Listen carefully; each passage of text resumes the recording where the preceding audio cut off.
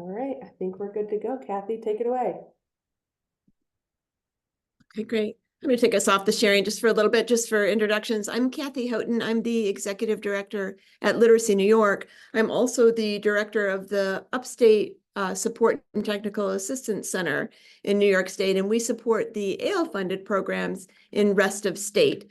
So we do a lot of work with training volunteer tutors, helping with data and advocacy work as well. And I see some folks from my AIL crew here, which is really wonderful to see. I'm curious as to who's here. I mean, how many of you are tutors? Do we have any volunteer tutors here?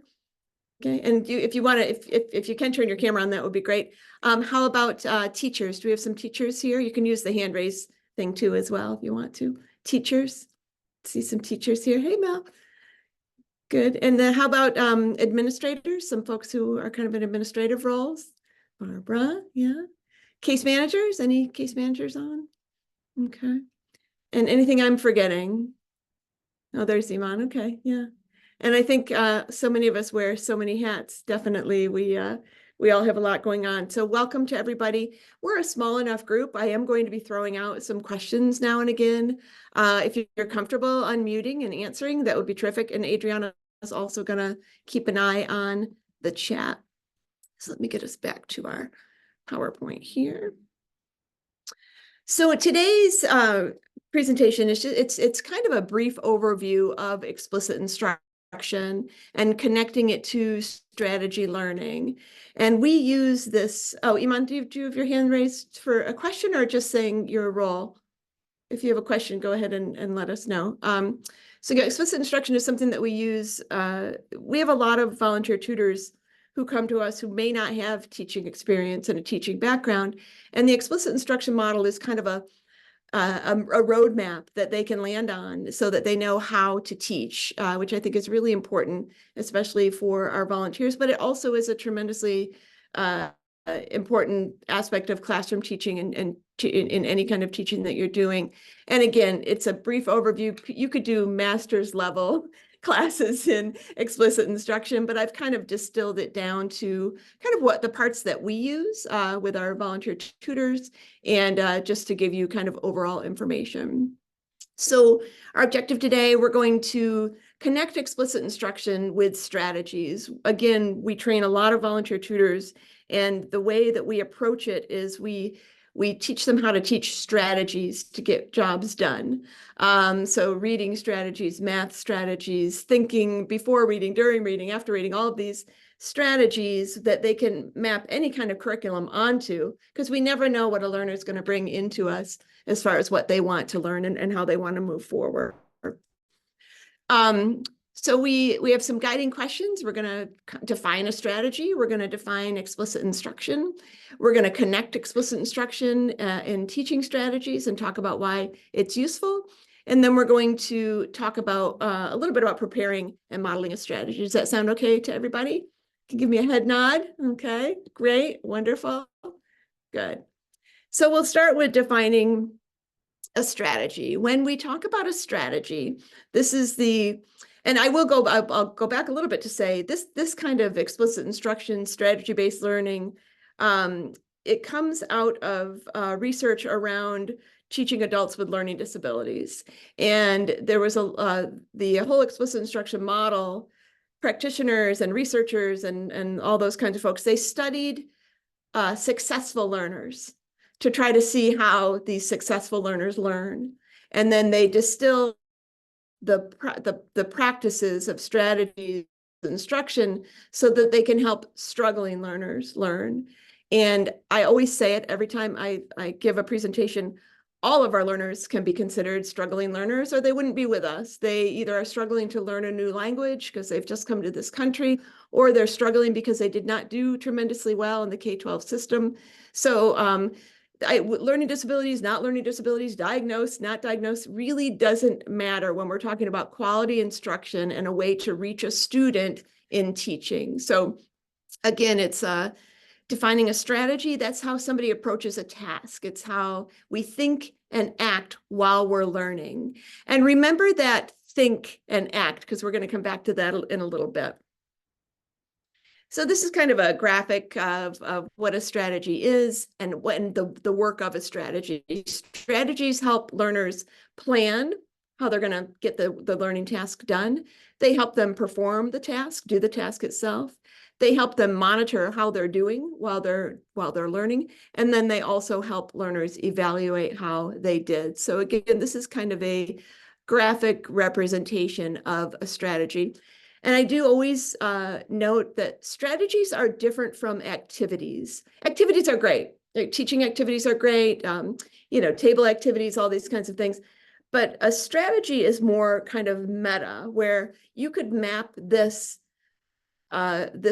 graphic onto any kind of content that you're teaching, where an activity is maybe more specific to, carrying numbers in math or something like that. You can teach a strategy for that as well. And strategies tend to have more utility and broader utility, and not to knock activities. They are wonderful too. So we're going to look at two types of learning strategies. One is a reading strategy, and this might look familiar if some of you have done some of the Learning to Achieve training that we do out of Literacy New York. So this is an example of a strategy.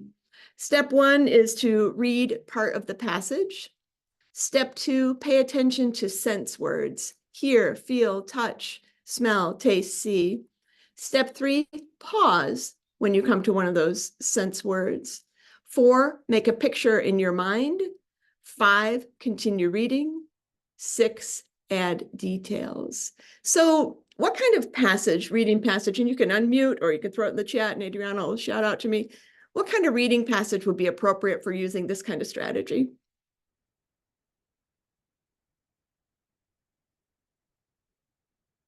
I would say poetry. Poetry would be great, and teaching our learners how to appreciate the language of poetry. Yep. What else? What else might it be helpful with?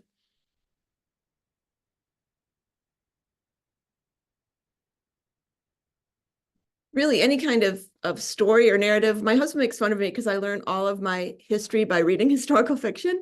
But one of the reasons is because you get all this sensory stuff. It's not just the facts. I'm reading a book about the donut dollies in World War II right now. And because it's fiction, it has a sensory word. So I can see what they hear, feel, touch, smell, taste, see. So any kind of fiction, I think, would work well with this. I was gonna say Call of the Wild by Jack London. Yes. Very much so. So anywhere where this kind of sensory appreciation, a lot of times our learners, I think a lot of us automatically make pictures in our minds when we're reading. And when we talk to some of our learners, they don't do that automatically. So teaching this as a strategy where it's intentional can really help them with comprehension. So you can see here how we, when we put our strategy map next to the strategy, how would this strategy help a learner plan? And anybody can answer or throw it in the chat. How would this strategy help our learner plan?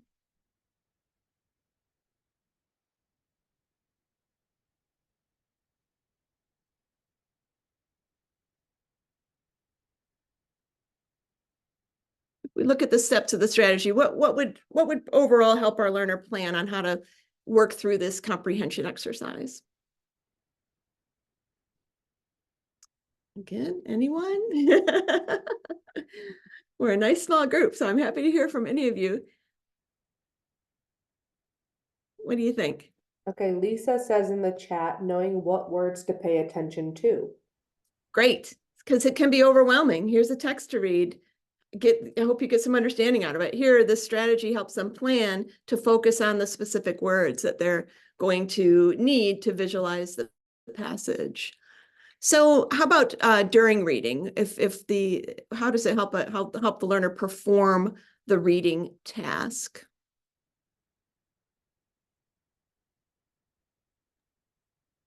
How does it help learners perform the reading task? If you pause when you come to a sense word, it emphasizes the sense word. Yep, it gives them an action. It gives them something to physically and mentally do.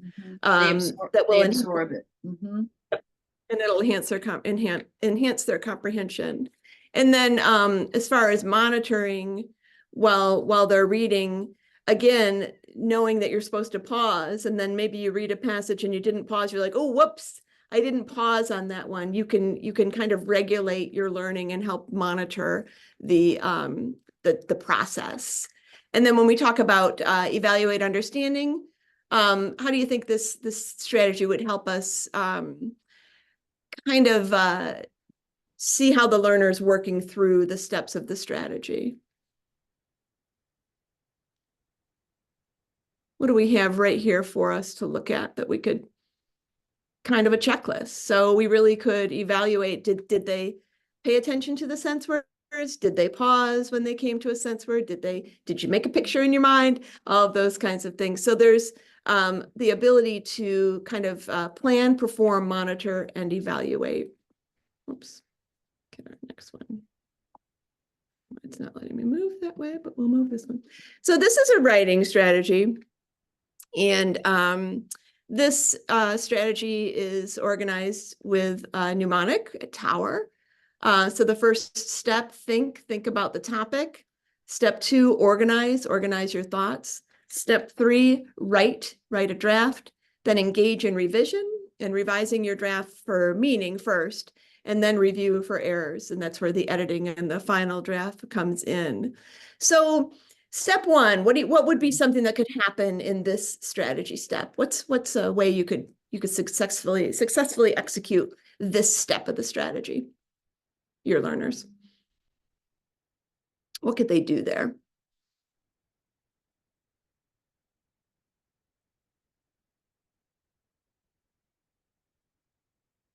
I don't know if any of you use graphic organizers or brainstorming, or so you could provide your learner with a graphic organizer that would help them to brainstorm, to really think about the topic. And this thinking part is so important because it draws in prior knowledge. And we know that our learners are going to learn new stuff better if they can connect it to things that they already know. So thinking about the topic, they could do brainstorms. They might even do a little bit of research. Then what kind of skills would they need to complete step 2? What kind of skills would a learner need to be able to organize? And again, you can answer in the chat, or you can answer in the, just take your mic off. Yep, so we have a hand raised. Lisa? I think that's going to have to be a real scaffolded approach for a lot of our learners. Yeah. So maybe giving them kind of an outline to fill in, or something to kind of give them a structure. And that's terrific. And a graphic organizer, again, would be terrific here. And there are a lot of really good ones around kind of organizing thoughts. So they could do some mind mapping, graphic organizers, just some way to take all this stuff that they have and put it into the right spots. So thanks, Lisa. And then with writing, they would need to have, just basic writing skills to be able to get a draft on paper, their composition skills, the ability to create paragraphs and sentences it would be part of this writing part of the step of the strategy. And then the revision step 4, is often the most challenging for our learners. I taught a lot of college writing, where I taught non-credit college writing for folks who weren't quite ready for the true college writing. And they would do steps 1, 2, and 3, hand me what they did, and they thought they were done. That they handed it in, they're finished. But this revision, this engaging in revision is so important. And again, this is a little higher level strategy than the reading one. So for our learners that are pre-GED, even getting ready for GED, this would be a little more appropriate for them. But revising the draft for meaning, so they really need to be able to reread it. They need to be able to see if their ideas make sense, all that kind of thing. And then for step number 5, they would have to have some general knowledge of grammar and usage and all of that kind of thing. It's very important, if you do take and use this strategy, to complete step 4 before you complete step 5. And I think a lot of our learners jump to step 5. So it's really important to make sure that that we're following this strategy steps as they're offered to us. So if we compare and contrast the two strategies, we look at reading comprehension, visualization, we look at the writing process, Tower. What do they have in common? What's the same about both of those strategies? What do you see that's the same?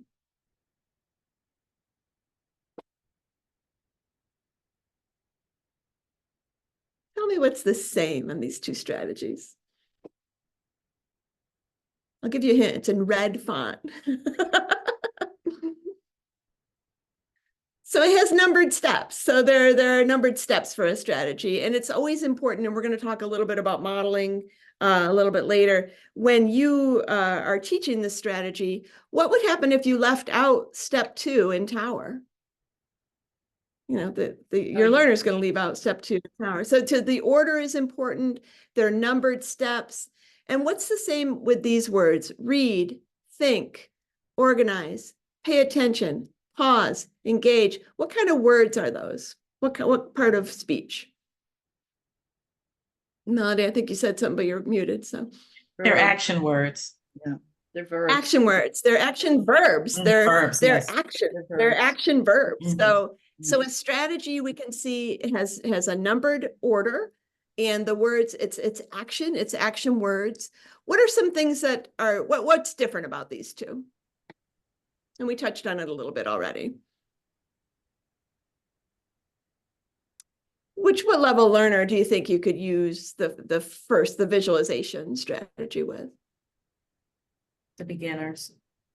Yeah, you could probably use the visualization strategy with learners that are little, but it also could be useful for your higher level learners as well, where the writing process, as Lisa said, would have to be tremendously scaffolded to use with your lower level learners. What's interesting, when I taught college writing, when I taught the non-credit college writing, we would write one paper over the course of the semester, and we would take every one of those steps.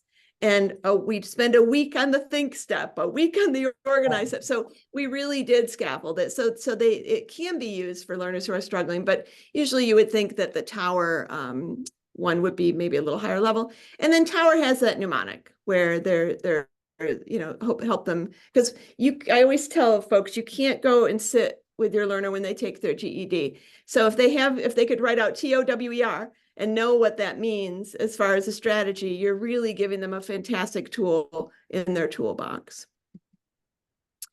So those are kind of strategies for teaching, for learning, but we all have strategies that we use in our daily life. And one example, I live in Buffalo. Literacy New York is located in Buffalo.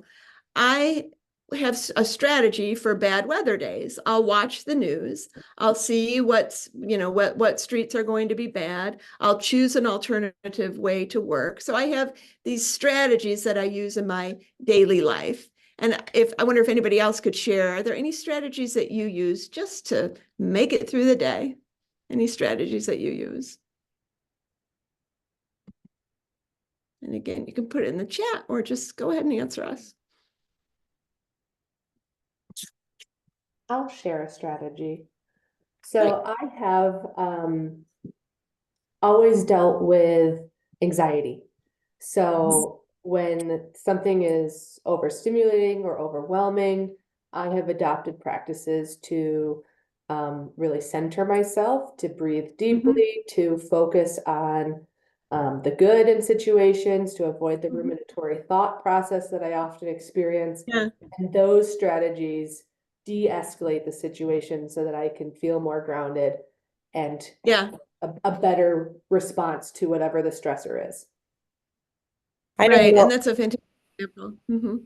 I don't know if this would qualify. My husband and I are both retired, and we both volunteer a lot in different ways. So my strategy is to have 2 calendars. I have one in my purse and one on the counter.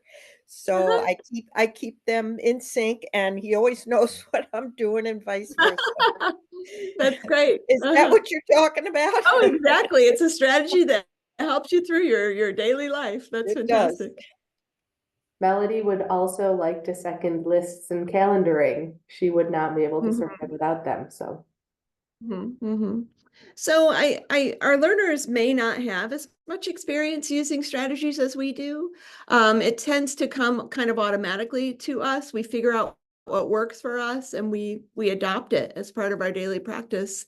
I wonder how many of you have experience with offering strategy instruction, using strategies to teach before reading, during reading, after reading. I know Barbara does for sure, because I have seen her curriculum and training and all of that. So are there other folks who have some experience in offering instruction on strategy, using strategies? You can just nod, or you can put it in the chat, whatever you would like to do. I would like to ask you if you see advantages in using strategy instruction for your adult learners. So what would be some advantages to offering a roadmap to help your learner work through a learning task? I would say it lets them apply that on their own then, to other Yeah, it gives them situations. some independence. Yeah, it gives them some independence, which we hope to have, to instill that in all our folks. And it gives them a process. It gives them a step by step. It gives them something kind of to hold on to as they're meeting new challenging learning tasks, for sure. Kathy, I that was was gonna say- what I was thinking as well, is that the process as a whole can be overwhelming, whereas if you break it down into digestible steps, Yep. it makes it less intimidating for the learner. I think Very too, consistency in approach. Consistency, yep. And we don't have to use every strategy in the book. Choose some strategies that have high utility and use them for a lot of different things. There, you can choose one or two, like even one before reading strategy that they always use when they're coming up against a new text, one during reading. I think sometimes our tutors sometimes think they have to throw in some new stuff to make it exciting. If we teach strategies and are a little judicious in our choices, they come to own those strategies.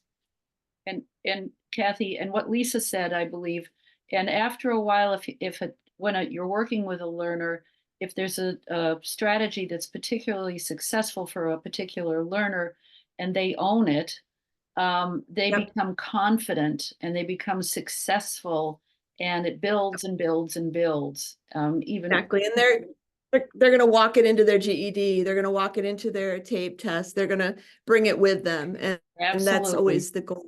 Absolutely. So we've talked about strategies and their utility, and I think everybody sees that they're a really good way of offering instruction. And then the explicit instruction side is kind of how we teach strategies. And there are specific steps in explicit instruction, and we're going to look at each one of them individually. We provide clear explanations. We model the learning process.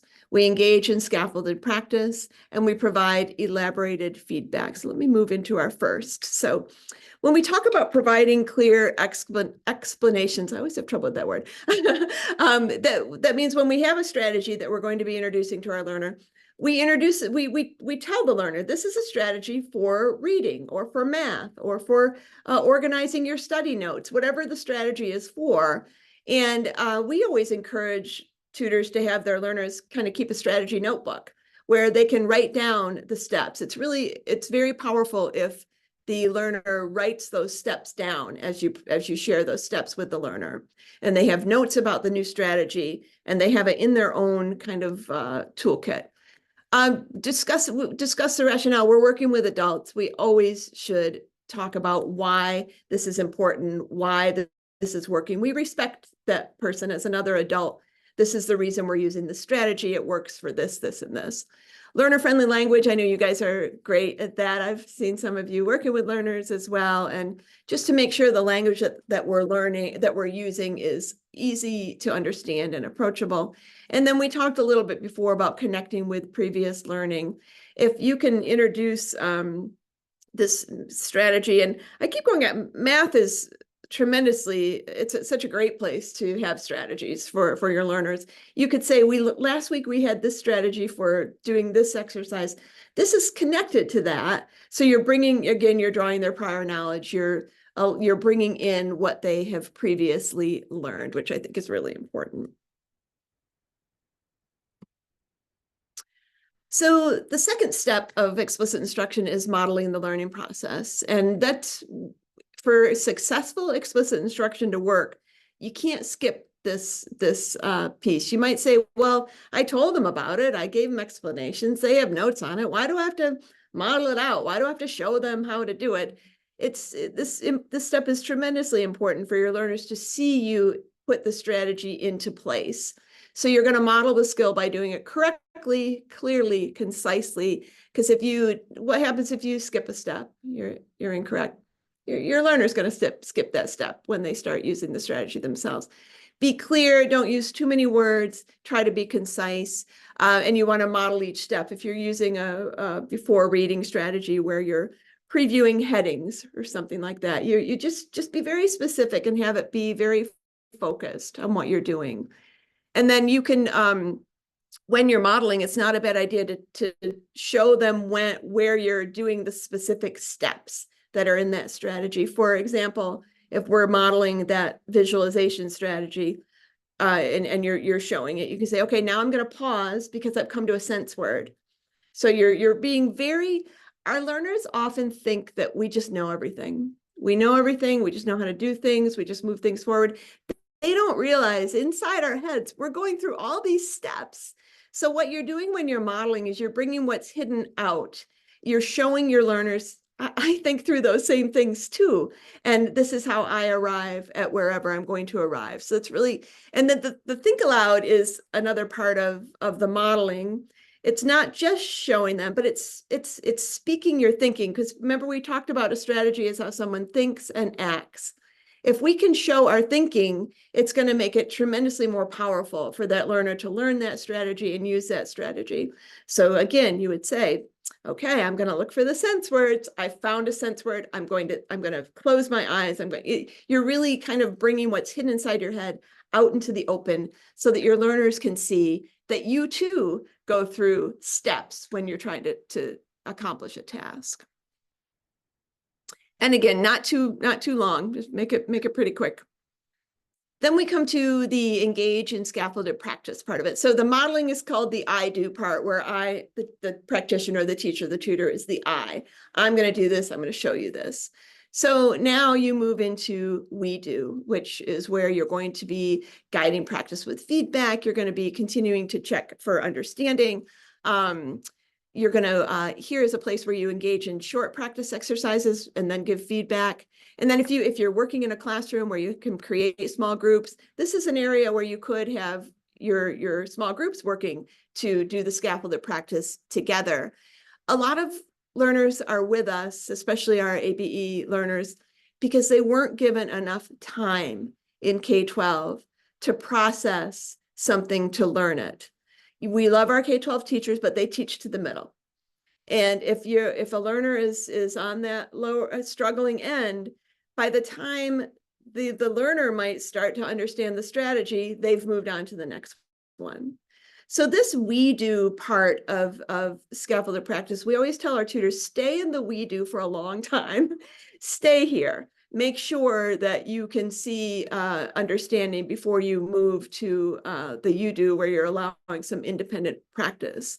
And we talk about scaffolds, and I always ask, what is a scaffold when we're talking about a scaffold in building? What's a scaffold?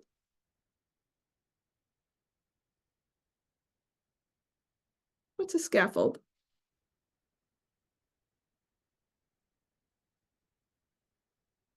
You've seen them. You've driven by them. What's a scaffold do?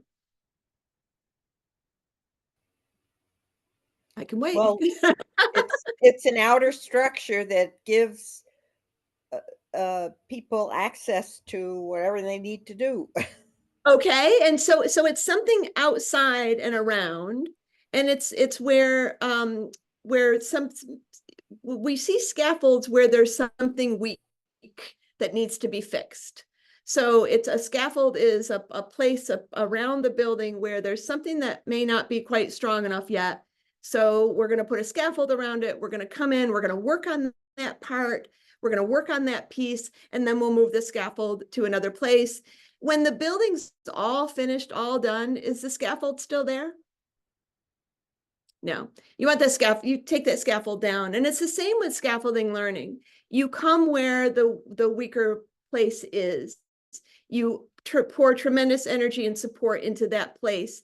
You slowly, I don't know if you've watched a building site, you can see a scaffold come down level by level or over, just down. So this is the same kind of thing when you're teaching till you're at the point where the learner doesn't need that scaffold in that spot anymore. And so when we're thinking about scaffolding learning, it's kind of a good metaphor to allow us to think. So the last step, which is a really important part of explicit instruction, is offering feedback. And we talk about elaborated feedback, and elaborated feedback is not just good job or this you need to work on this. Elaborate. I went to a session on feedback once, and the instructor said, feedback is a conversation between you and your learner. It's not just you saying, okay, you need to work on this, this, and this. If you're, grading a writing project or something, I go back to writing because that's what I did. It's having this conversation, and your learner should be able to restate what you've said in their own words. So if you were to say, this, and you also want to make it positive and corrective. So you had some great ideas in this paragraph here. I'm noticing, though, I'm seeing some run-on sentences. So let's work on this aspect of writing.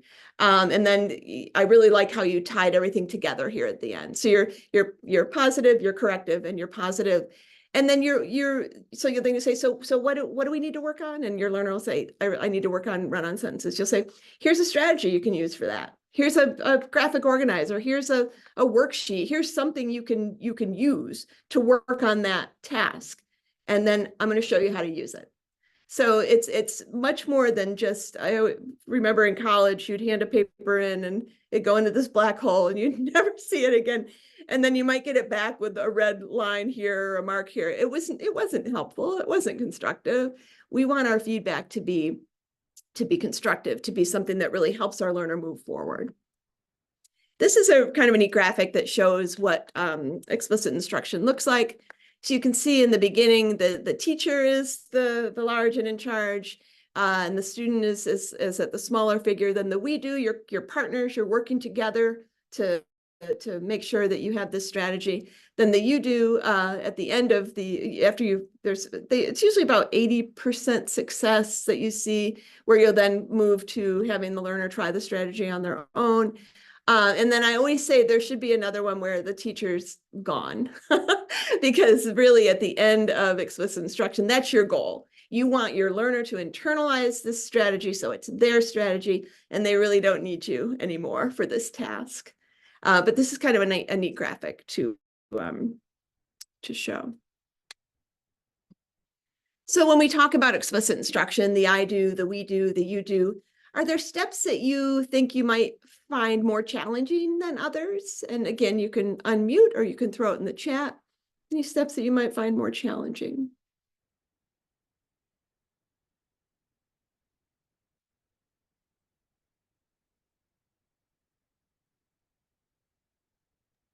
I think Anybody see it? tutors always comment on think aloud. I train tutors, and think aloud is a hard concept, because we think we just know it, but really there is a thought process, but we're not always aware so much of that thought process. And it can be a little uncomfortable too. I mean, and I would, when I was teaching, I would say, okay, so I'm going to show you what's going on inside my head. And I would be very intentionally say, I'm thinking this through out loud, so that you can see my thinking, you can hear my thinking. And so, it's not just automatic. So yeah, think aloud can be challenging. Any other aspects that might be more difficult than others? I see it with some of the students that our educators work with. where they don't feel confident in themselves. So transitioning to the you do might be more Uh-huh. difficult. Or, you know, on the inverse side, I guess, is the benefit to it would be that they start to feel confident and empowered to do it themselves. And that's really rewarding for an educator to see too. It's just getting over that Yeah. hurdle of believing in themselves so that they can Mhm. do it the first time, and then hopefully Do it again and again. once Yeah. is enough to get them comfortable to do it Uh-huh. again. Yeah. And it can be hard to see where we want to step back a little bit more as instructors rather than, you know, continuing to do the we do. So yeah, that could be a tricky spot as well. Any other comments on that? So the second question on the slide, what do you see as the benefits for your learners, for your students to this explicit instruction, this strategy learning? Any benefits that you see?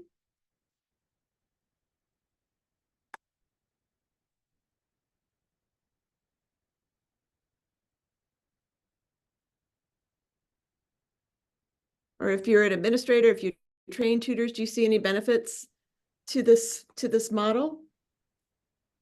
Benefits are tremendous confidence in a learner, being able to be the teacher, be the tutor, be the trainer,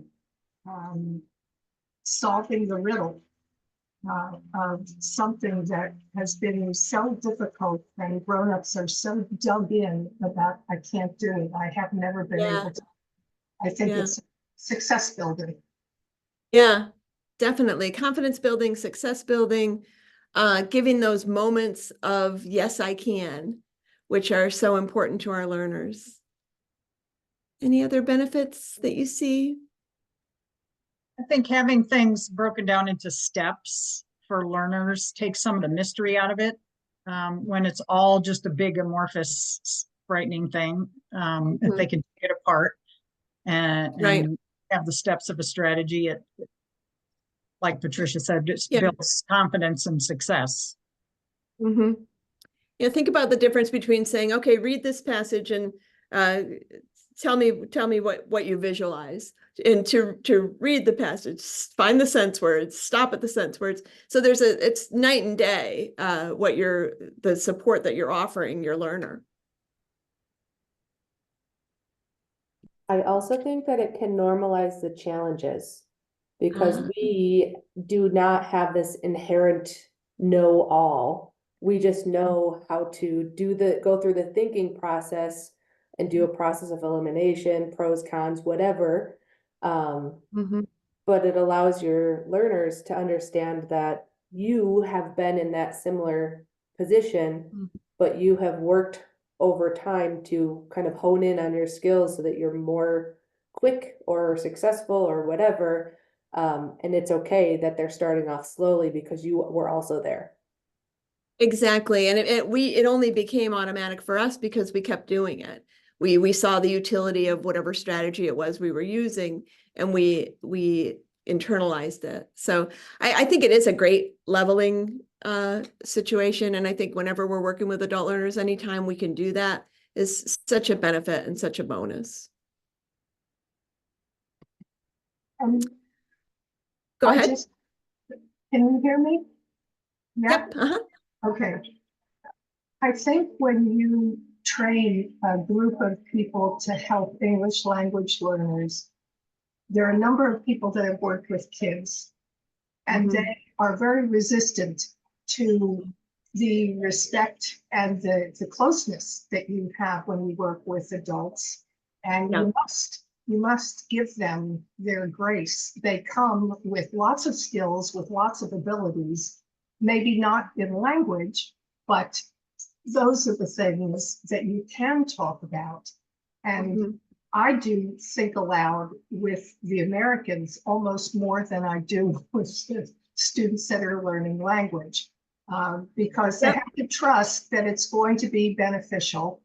And I'm asking them to take a chance and not use children's materials, and to use language constantly by expressing Mhm. yourself in your way because they have an intimate relationship with you, the student and the tutor. Right, And they right. are Mhm. memorizing everything you say and enjoying you and Mhm. feeling safe with you. Oh, yeah. I But taught ESL. Yeah, it's such a special relationship with your learners. Yeah.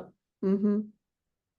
Yeah, that's great. I have a colleague who talks about the fact that for our adult basic education learners who are struggling, who are at the lower levels, it almost is like another language.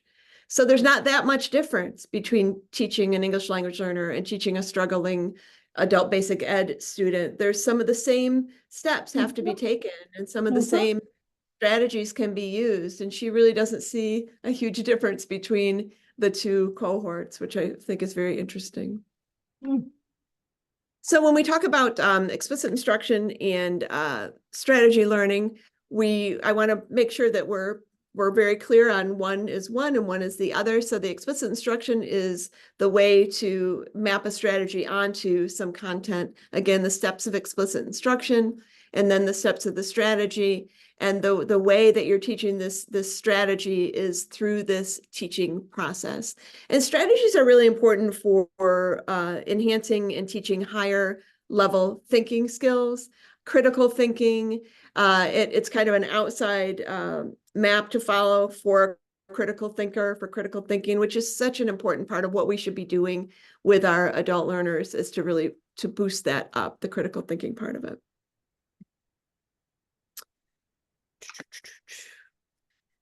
So again, and I know I've said a couple of these things before, if we're connecting explicit instruction and strategy learning, strategies are great, explicit instruction is great. The two of them together really can work wonders with our adult learners. We follow the principles, we follow the I do, the we do, the you do, we do the modeling, we do the feedback. And then the focus is on teaching how to use the strategy. Again, high utility strategies that can be used for a lot of different learning tasks are really great ones to kind of focus on with your learners. And a couple of you talked about this, the independent learning, how important it is to foster that sense of independent learning and performance. And by using explicit instruction, by showing our thinking, by supporting them along the way, they can own that strategy. But it does definitely require some planning.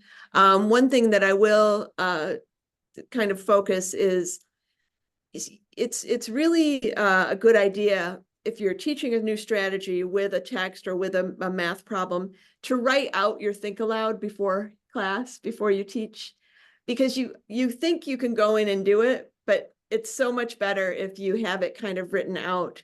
And I know I've tried it both ways, and even training this kind of explicit instruction, it's such a great thing to kind of script out what I'm going to say in the think aloud, so that I don't miss something, so I don't miss a step, and that so I'm very clear. And it also helps you. I tend to fill words to say a few more things, blah blah blah blah. You don't want that. And if you have it scripted, you're much less apt to kind of go that way. So it does require planning. I always tell people how sorry I felt for my first English language learners. It was a community college group in Florida. I lived in Florida, and my friend heard that they were hiring ESL teachers. And she's like, "You have an English degree?" I've never taken an education class in my life. So she's like, "Yeah, you have an English degree. Go down and see." So I went down and interviewed. They handed me a side-by-side book, and I taught that night. So it was just really, I had absolutely no preparation. I feel so sorry for my first cohort of learners, but they ended up teaching me that I wanted to do this kind of work. And then I started learning and perfecting my process. But yeah, you really do, if you're using explicit instruction, you want to be sure you have your strategy steps. You want to be sure you have your think aloud, you have it written out so you can say it exactly how you want it. You might even have some feedback ideas. Just a kind of a little bit of planning ahead is important. So I think we've kind of covered some of these unique features of explicit instruction. One of the ideas of clearly explaining and modeling, again, really, really important. You guys touched on scaffolding, where it starts easy, gradually gets more difficult. Positive and corrective feedback. And then really important that we don't just use strategies to use strategies. We have authentic assignments and tasks. Our focus always with the literacy volunteer groups always is, what does the learner want to learn? What do they bring in that might be a driver's license manual, or some books that they want to read to their children, or maybe their electric bill, whatever it is that the learner is bringing. You want to make sure that you're using the explicit instruction and the strategies to tackle authentic assignments and authentic tasks. So we're getting to, okay. And again, I did mention briefly that explicit instruction is based on research. This isn't just a willy-nilly kind of way of teaching. There were folks who studied how successful learners learn and kind of distilled from that the process of explicit instruction. And then it also, over and over, you have respected that your adults, you want them to become confident and independent learners. And this is a way of teaching that can really foster that. So we'll come to our review, and then we'll have a little time for some questions. So we had some guiding questions. We talked about what is a strategy. And again, it's something that helps us plan, perform, monitor, and evaluate a learning task or a life task. We have strategies for life as well. And then when we talk about explicit instruction, we're talking about the explaining the rationale, the reason that you're teaching the strategy, modeling with a think aloud, doing some we do time where you're working together and scaffolding the instruction, some you do time, or where the learner is having some independent practice, and then the real importance of feedback. And I hope I've been to some really great workshops on feedback. I highly recommend, if you see one coming, that you go to it, because it really does help you in supporting your learners with feedback. Explicit instruction and strategy learning marry perfectly and beautifully. So we can use explicit instruction to teach using strategies. And I believe it's useful because it gives us as practitioners, as instructors, teachers, tutors, a guideline, and it also gives your learners some structure. And then when we talk about the importance, it's practicing your think aloud, making sure that you're very clear on the strategy steps, and just making sure that your modeling is something that's going to be helpful for your learner. So I'm going to take us back to the big screen, and would love to hear if you have any questions, comments, insights. Just unmute and shout them out.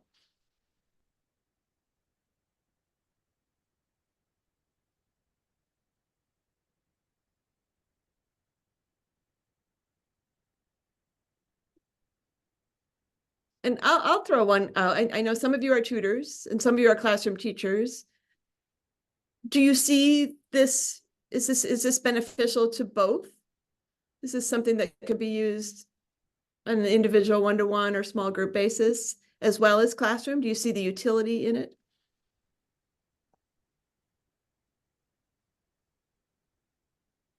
Can I answer? I know it's useful. I mean, I know from my own experience it's useful. Kathy, it's the way I've taught my whole life. Mm-hmm. And I'm older than everybody here. So, and we didn't call it explicit instruction in Massachusetts. That's just the way I was taught. It's So, good teaching. It's just good teaching. And if you were fortunate enough to have that, I don't know, support, but it's just the way I was taught to teach. And that's great.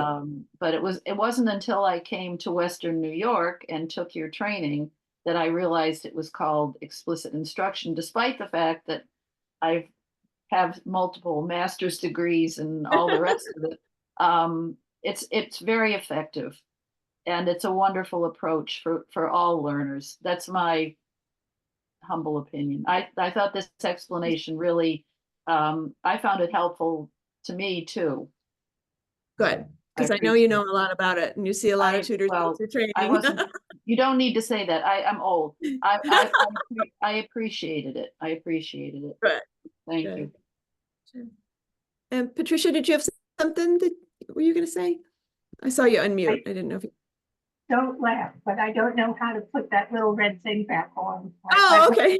I've had it on a Zoom before. I'm trying to sit quietly.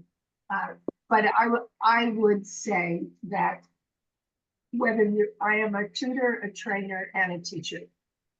And Okay. as much as I go forward and every class and every person is different that I work with, I love a refresher. I love being brought back to the curriculum per se and my behavior, checking my behavior. So Uh, I've enjoyed it very much and I will think about it. Good. Thank you. Thank you. Yeah.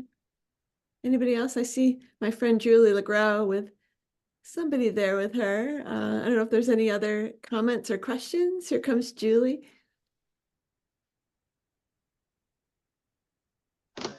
There we go. we're muted because we're getting used to our smart board here. So Oh, cool.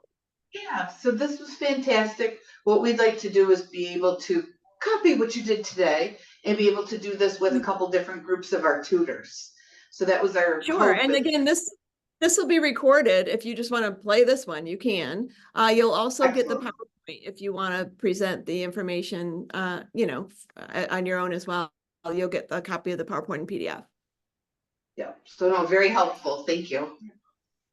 Thanks for coming. Kathy, I Anybody else? particularly like that with your strategies, like you said, it's about creating authentic examples that resonate with your students, especially looking at a lot of our students have had their fair share of adversity and they are facing multiple challenges and it's constantly evolving with what's going on in the current climate, you know, with workforce, with politics, with inflation. This is a constant that they can use in almost every facet of life. And I think that's a really good skill that you are working with your students so that every challenge they face, they could use some of these strategies to help them navigate those more successfully and have it be less overwhelming in those situations. That's great. I think for case managers, I think there's utility in strategies and using explicit instruction as a case manager to teach strategies for some of those life happens things. And we know life happens to our students all the time. So thanks for pointing that out. It is something that has more utility outside the classroom and in the classroom. So I'm using it in helping them manage their time in their lives, and a lot of them are women with children, and the question is, how do I fit this in to my life and my schedule? So we are doing some work on executive functioning and just planning how to put what where, so that we have, and including the most important, the me time, right? Yeah. Very important. Yeah, that's great. Any other comments?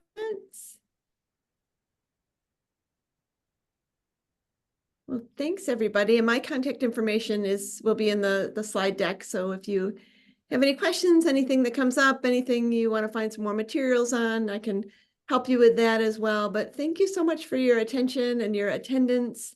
It's really great to see the interest in kind of perfecting our practice. And that's what these Lunch and Learns are all about. And thanks to NYACCE for sponsoring. Thank you, Kathy. Thank you, Kathy. Thank you very much.